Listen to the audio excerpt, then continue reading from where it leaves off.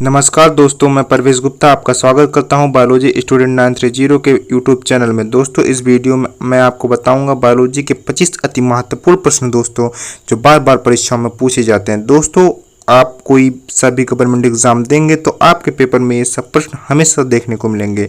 दोस्तों, जो बार बार परीक्षा में प्रश्न पूछे जाते हैं, रिपीट करते हैं, उन प्रश्नों को इस वीडियो में मैं शामिल किया हूं। इसलिए दोस्तों, आप सभी प्रश्नों को ध्यान से देखेंगे और याद करते हुए चलेंगे, और जिन प्रश्नों का दोस्तों आंसर आपको पता होगा उसे आप कमेंट भी करते रहिएगा। तो देखिएगा दोस्तों, पहला क्वेश्चन है, मोस्ट इंपॉर्टेंट क्वेश्चन है। प्रश्न है, मानव शरीर में पाचन का अधिकांश भाग किस अंग में संपन्न होता है। तो दोस्तों, आपके सामने 4 ऑप्शन दिए गए हैं। इसमें से जो ऑप्शन सही होगा उसका आपको कमेंट में आंसर भी देना है। तो दोस्तों, इसमें से ऑप्शन सी छोटी आंत सही हो जाएगा। तो दोस्तों, मानव शरीर में पाचन का अधिकांश भाग छोटी आंत में संपन्न होता है। दोस्तों, ये प्रश्न गवर्नमेंट एग्जाम में हमेशा पूछे जाते हैं। तो चलिए दोस्तों, अब चलते हैं सेकंड क्वेश्चन की तरफ। तो दोस्तों, प्रश्न है, लार में कौन सा एंजाइम पाया जाता है। लार में कौन सा एंजाइम पाया जाता है। तो दोस्तों, ये भी मोस्ट इम्पॉर्टेंट क्वेश्चन है। तो दोस्तों, इसमें ऑप्शन बी सही हो जाएगा।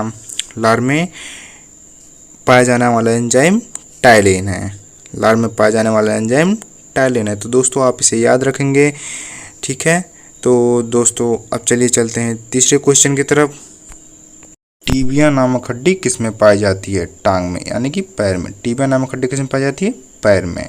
तो चलिए दोस्तों, अब चलते हैं नेक्स्ट क्वेश्चन की तरफ, जो हमेशा एग्जाम में पूछे जाते हैं। तो मानव शरीर की सबसे लंबी हड्डी है, यानी कि बड़ी हड्डी। मानव शरीर की सबसे बड़ी हड्डी कौन सी है। फीमर, यानी कि जो जांघ में पाई जाती है उसे फीमर कहते हैं। तो दोस्तों, मानव शरीर की सबसे लंबी हड्डी कौन सी है। फीमर। और सबसे छोटी हड्डी पूछा गया तो स्टेपिस।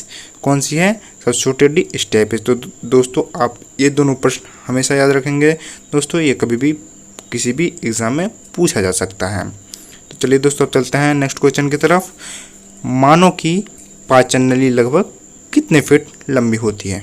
मानव की पाचन नली लगभग कितने फीट लंबी होती है। दोस्तों, ये भी बहुत मोस्ट इम्पॉर्टेंट प्रश्न है। तो दोस्तों, इसे आपको याद रखना है। तो दोस्तों, मानव की पाचन नली लगभग कितने फीट लंबी होती है। तो इसका ऑप्शन डी से हो जाएगा 32। मानव की पाचन नली लगभग 32 फीट लंबी होती है। तो दोस्तों, इसे आपको याद रखना है। तो अगला प्रश्न हो जाएगा, लार किसके पाचन में सहायक होता है। तो लार किसके पाचन में सहायक होता है। दोस्तों, इसमें से दोस्तों ऑप्शन बी सही हो जाएगा, स्टार्च। तो दोस्तों, लार किसके पाचन में सहायक होता है। स्टार्च के दोस्तों। तो चलिए दोस्तों, अगला क्वेश्चन हो जाएगा, मनुष्य के जीवन काल में कितने दांत 2 बार विकसित होते हैं। तो मनुष्य के जीवन काल में कितने दांत 2 बार विकसित होते हैं। दोस्तों, इसका ऑप्शन सी सही हो जाएगा। दोस्तों, तो मनुष्य के जीवन काल में कितने दांत 2 बार विकसित होते हैं। मनुष्य के जीवन काल में 20 दांत 2 बार विकसित होते हैं। दोस्तों, इसे आपको याद रखना है। दोस्तों, ये मोस्ट इंपॉर्टेंट क्वेश्चन है। ये भी बार बार एग्जाम में पूछा जाता है। तो चलिए दोस्तों, अब चलते हैं नेक्स्ट क्वेश्चन की तरफ। मानव शरीर का रक्त बैंक कहलाता है। दोस्तों, ये वो प्रश्न है जो बार बार एग्जाम में पूछे जाते हैं। तो दोस्तों, आपको लास्ट तक वीडियो देखना है। तो दोस्तों, 8वां प्रश्न है, मानव शरीर का रक्त बैंक ... कहलाता है। तो दोस्तों, मानव शरीर का ब्लड बैंक कहलाता है। दोस्तों, इसका ऑप्शन नंबर ए सही हो जाएगा, प्लीहा। तो मानव शरीर का रक्त बैंक कहलाता है प्लीहा। दोस्तों, चलिए अब चलते हैं नेक्स्ट क्वेश्चन की तरफ। सफ़ेद कण WBC का मुख्य कार्य है, मतलब वाइट ब्लड सेल्स। WBC मतलब वाइट ब्लड सेल्स होता है। दोस्तों, ये भी मोस्ट इंपॉर्टेंट क्वेश्चन है। तो इसका दोस्तों ऑप्शन नंबर सी सही हो जाएगा, रोग प्रतिरोधक क्षमता धारण करना। तो सफ़ेद रक्त कण का मुख्य कार्य है रोग प्रतिरोधक क्षमता धारण करना। तो अब चलिए दोस्तों, नेक्स्ट क्वेश्चन की तरफ चलते हैं। मानव शरीर में लाल रक्त कण का निर्माण होता है, मतलब रेड ब्लड सेल्स। ये भी मोस्ट इंपॉर्टेंट क्वेश्चन है। दोस्तों, मानव शरीर में रेड ब्लड सेल्स का निर्माण कहाँ होता है। तो दोस्तों, इसका ऑप्शन नंबर डी सही हो जाएगा, अस्थि मज्जा। मानव शरीर में लाल रक्त का निर्माण अस्थि मज्जा में होता है। तो दोस्तों, चलिए चलते हैं नेक्स्ट क्वेश्चन की तरफ। हीमोग्लोबिन किसका महत्वपूर्ण घटक है। हीमोग्लोबिन किसका महत्वपूर्ण घटक है। ये भी मोस्ट इंपॉर्टेंट क्वेश्चन है दोस्तों। तो हीमोग्लोबिन RBC का महत्वपूर्ण घटक है। ऑप्शन नंबर ए सही हो जाएगा दोस्तों। अब चलिए नेक्स्ट क्वेश्चन की तरफ। रक्त में पाई जाने वाली धातु है। रक्त में पाई जाने वाली कौन सी धातु है दोस्तों। इसको ऑप्शन नंबर डी सही हो जाएगा, लोहा। रक्त में पाई जाने वाली धातु लोहा है। तो तो चलिए दोस्तों अब चलते हैं नेक्स्ट क्वेश्चन की तरफ। प्रश्न नंबर 13वां, पाचन क्रिया में प्रोटीन निम्नलिखित में से किस पदार्थ में बदल जाते हैं। क्वेश्चन क्या है दोस्तों, पाचन क्रिया में प्रोटीन निम्नलिखित में से किस पदार्थ में बदल जाते हैं। तो इसमें ऑप्शन नंबर सी सही हो जाएगा दोस्तों, एमिनो अम्ल। पाचन क्रिया में प्रोटीन किस पदार्थ में बदल जाते हैं, एमिनो अम्ल में बदल जाते हैं। तो दोस्तों 14वें क्वेश्चन की तरफ बढ़ने से पहले मैं आपको बता दूं, जो प्रश्न मैं बता रहा हूं वो आप लोग अच्छे से लिख कर याद कर लेंगे, क्योंकि ये बार बार पूछे जाने वाले प्रश्न हैं। तो चलिए दोस्तों अब चलते हैं नेक्स्ट क्वेश्चन की तरफ। 14वां क्वेश्चन है, पेसमेकर का संबंध किससे है। ए है गुर्दा, दिमाग, फेफड़ा, हृदय।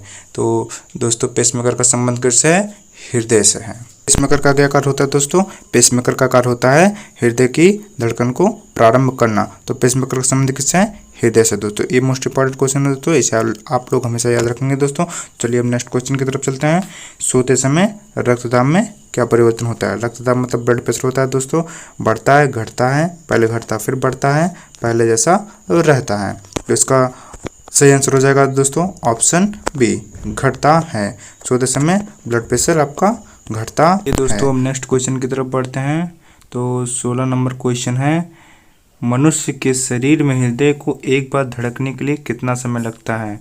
तो दोस्तों इससे रिलेटेड दो क्वेश्चन आता है। एक क्वेश्चन आता है कि 1 मिनट में मनुष्य का हृदय कितनी बार धड़कता है। तो 1 मिनट में मनुष्य का शरीर 72 यानी 72 बार धड़कता है। तो इसमें पूछा है हृदय को एक बार धड़कने के लिए कितना समय लगता है।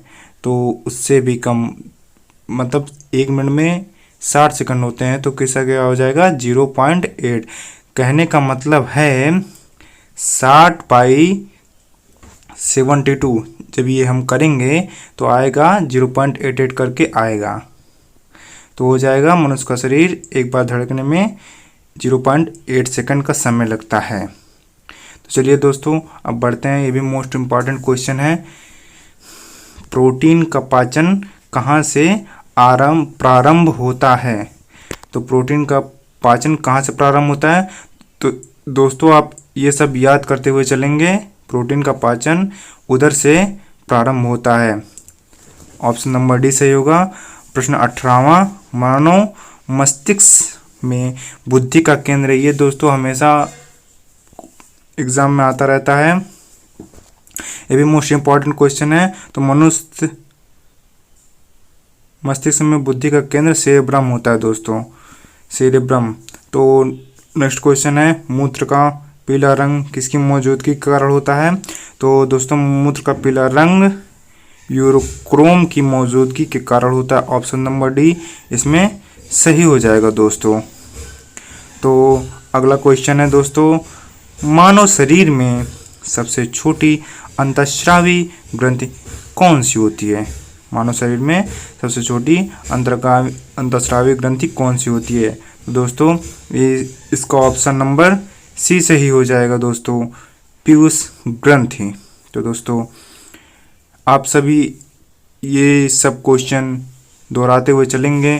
तो दोस्तों अब चलते हैं नेक्स्ट क्वेश्चन की तरफ। 21, मानव शरीर में सबसे बड़ी अंतःस्रावी ग्रंथि कौन सी है। ऑप्शन नंबर ए थायराइड से हो जाएगा। तो नेक्स्ट क्वेश्चन है, पीनियल ग्रंथि कहाँ स्थित होती है। तो दोस्तों पीनियल ग्रंथि ऑप्शन नंबर बी पीनियल ग्रंथि मस्तिष्क में स्थित होती है। आइए चलिए नेक्स्ट क्वेश्चन की तरफ चलते हैं दोस्तों। मानव शरीर की किस ग्रंथि को मास्टर ग्रंथि कहा जाता है।